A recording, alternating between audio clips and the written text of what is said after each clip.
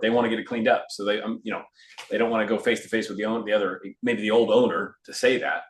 They want to have their neighborhood look good. So I get it. And the contractors who didn't get the bid.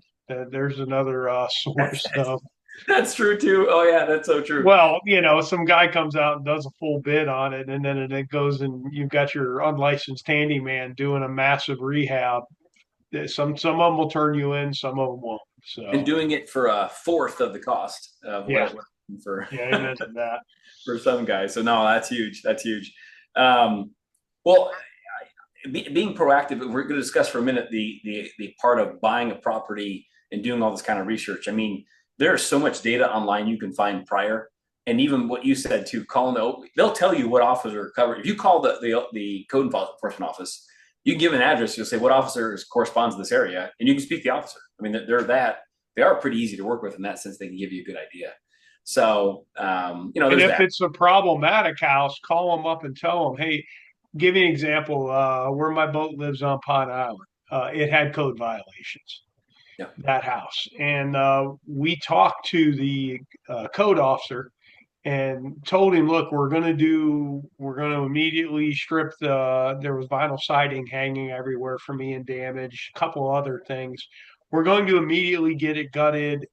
We don't know whether we're going to stucco or hardy board it, but once we communicated to him, he actually took the code violations off and gave us 30 days to get to work. We then by that time had applied for a permit yeah, to do windows and doors and stuff like that. And the dude was amazing. I mean, he actually showed up and to his credit, like, hey, this is wrong and that's wrong, and helped us down, through the process.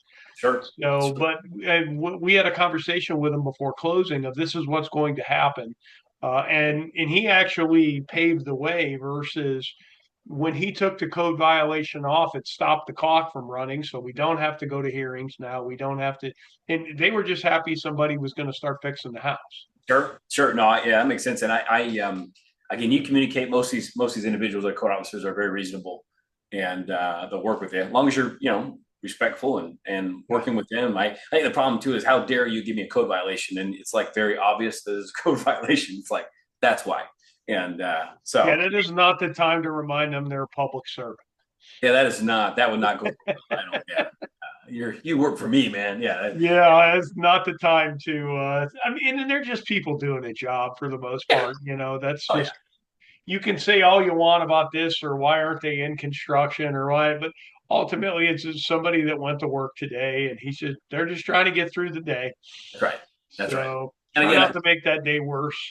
there's the vast majority of people, if you're cordial and polite and respectful, everything's gonna be fine. There are those out there where, regardless of what you say, they're not gonna like it, and you're gonna get a bad reaction. And that's just, that's life. But generally speaking, do the right thing, let them know. And then, a lot of a lot of investors will try to cut corners on not pulling permits, and it can affect you on a flip, and it can affect you on a long-term hold if you're going to rent it out. So, like, I just don't see the advantage. You might pay a little bit more, but then you're in compliance. And then I don't know. Like I get there's people that are like, I'm just going to get it for much cheaper. Like it's pretty expensive to go back, tear it all out, and do it the right way if you do it wrong and someone catches you. Well, So not to mention on a flip, if you're under contract and this comes up, you're probably losing a buyer. oh yeah, 100%. Yeah. So, and then on top of that, now you've got a real estate agent that's going to look at anything you're on title with going forward